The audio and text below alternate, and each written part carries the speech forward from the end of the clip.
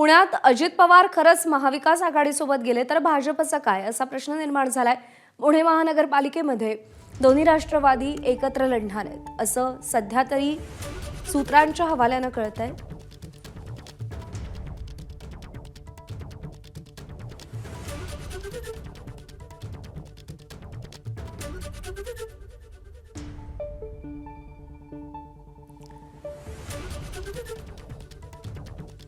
अजित पवारांच्या राष्ट्रवादीचे शहराध्यक्ष सुभाष जगताप यांनी ही माहिती दिली आहे। पुण्यामध्ये दोन्ही राष्ट्रवादी एकत्र आल्यास भाजपची भूमिका काय असेल याकडे सगळ्यांचं लक्ष आहे।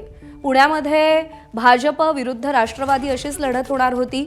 मैत्रीपूर्ण लढत होईल असं देखील बोललं जात होतं। राष्ट्रवादी स्वबळावर लढेल अशी शक्यता होती, पण आता जर राष्ट्रवादी महाविकास आघाडीसोबत जात असेल तर पुण्यामध्ये भाजपची भूमिका काय याकडे सगळ्यांचं लक्ष असेल।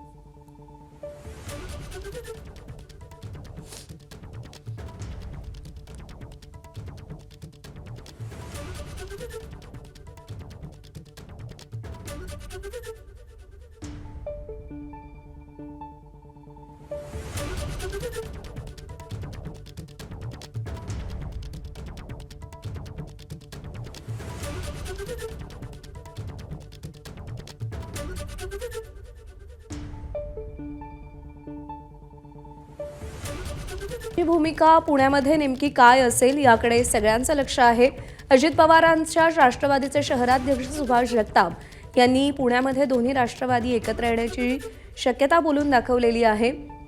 पुण्यामध्ये भाजपची देखील ताकद आहे आणि राष्ट्रवादीची अजित पवारांची देखील पुण्यामध्ये ताकद आहे आणि त्यामुळे राष्ट्रवादी युतीत पुण्यामध्ये लढणार नाही हे तर स्पष्ट होतं।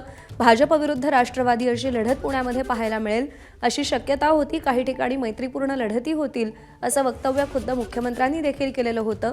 पण आता जर अजित पवारांची राष्ट्रवादी महाविकास आघाडीसोबत जाणार असेल तर पुण्यात भाजपची भूमिका काय याकडे सगळ्यांचं लक्ष असेल।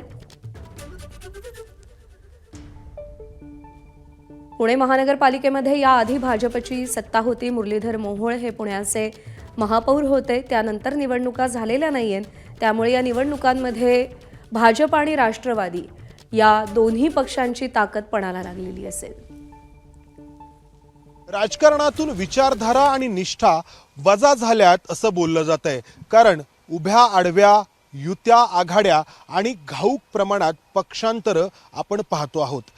अशा परिस्थितीमध्ये प्रशांत जगताप आपली विचारधारा आणि आपली भूमिका घेऊन पुढे निघालेत, पण पुढे जात असताना अचानक त्यांना थांबावं लागतंय असं त्यांचं म्हणणं आहे।